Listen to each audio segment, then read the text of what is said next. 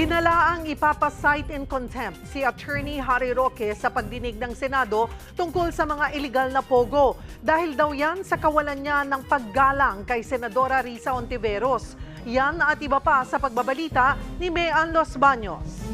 Actually, as Wala I po said yan. earlier, excuse me. No, Excuse Ma'am, me. excuse me kasi... No, excuse me. Attorney Roque. Nagkasagutan sina Attorney Harry Roque at Chairman ng Senate Committee on Women and Children na si Senadora Risa Hontiveros sa pagdinig ng Senado kaugnay sa issue ng pogo sa bansa. Giit ni Roque, hindi siya nag-abogado para sa anumang pogo company kung hindi para lamang sa Whirlwind Corporation na service provider ng ni-raid na pogo sa Porac, Pampanga. I have never acted as legal counsel for Lucky South 99 or for any other POGO. Git naman ni Hontiveros, ibang resource person ang nagsabi nito. Hindi rin siya kumbinsido sa sinabi ni Roque, lalo't may isinumiting dokumento ang nasabing pogo na kasama si Roque sa organizational chart bilang head ng legal department. Bagay na itinanggi ni Roque. Naging mas mainit pa ang sagutan ng dalawa hanggang sa pumagitna na si Senator Win Gatchalian. I thought we were engaged in the search for the truth. Oh, definitely we are. Attorney Roque, what I am saying, yes, and Sherwin. Attorney Roque, please be reminded to respect the chairperson. I'm very respectful, Madam Chair. Paano respectful na nagsasalita siya, sinasabayan mo siya? I apologize, Senator Gatchalian. One more, I and apologize. I will cite you in contempt. And if you disrespect the chairperson, we'll be compelled to cite you in contempt. Pinag-usapan din sa pagdinig ang nahuling babaeng Chinese at nagpakilalang Cambodian na lalaki sa isang bahay sa Tuba, Benguet. Pero lumalabas na peke ang pasaporte ng lalaki na isa pala talagang Chinese at wanted fugitive sa China.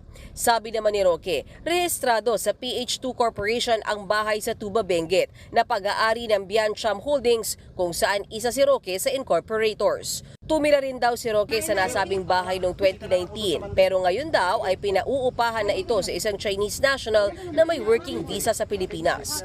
Gusto raw makita ni Roque ang ebidensya kung may kinalaman ba talaga sa pogo ang mga nadakip dahil baka may mga gusto lang daw manira sa kanya. Humarap din sa pagdinig ang dating tauhan ni Roque na si Alberto de la Cerda. Ayon kay de la Cerda, naninirahan siya sa isang kwarto sa Lucky South 99 tuwing may klase siya sa pagkapiloto dahil inakala niya raw na boarding house ito. Nagsistay po ako doon sa Porac po for free po, Madam Chair. There's no, pero po, I've never worked with Pogo po, I've never worked with them po. Nakikitulog lang po ako doon. Hindi pa rin nagpakita sa pagdinig si suspended Bamban-Tarlac Mayor Alice Go. Babala ng Senado sa PNP at NBI kapag hindi pa rin nadakip si Go ay babawasan ang kanilang budget dahil sa hina ng kanilang intelligence division. There is no doubt in my mind that former President Rodrigo Duterte is the mastermind, as he was the instigator and inducer of the drug war killings. Ito ang matapang na bunga ni dating Senador at Justice Secretary Laila De Lima sa kanyang pagdalo sa pagdinig ng House Committee on Human Rights. Giit niya, dapat usigin si dating Pangulong Rodrigo Duterte ng International Criminal Court o ICC dahil sa patayan noong war on drugs.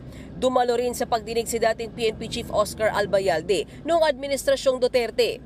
Matatanda ang sa isang ex-post ni dating Senador Antonio Trillanes, sinabi nitong kasama si Albayalde sa mga suspect sa investigasyon ng ICC sa drug war.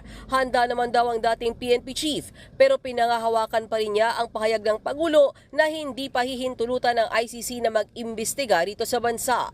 Ayon naman kay Solicitor General Menardo Guevara, hindi pipigilan ng Pilipinas ang ICC na kausapin ang 5 suspect sa Duterte drug war case. Yun nga lang, malabo raw makipagtulungan ng Pilipinas sa hiling ng ICC na tulungan silang mangalap ng impormasyon sa mga akusado.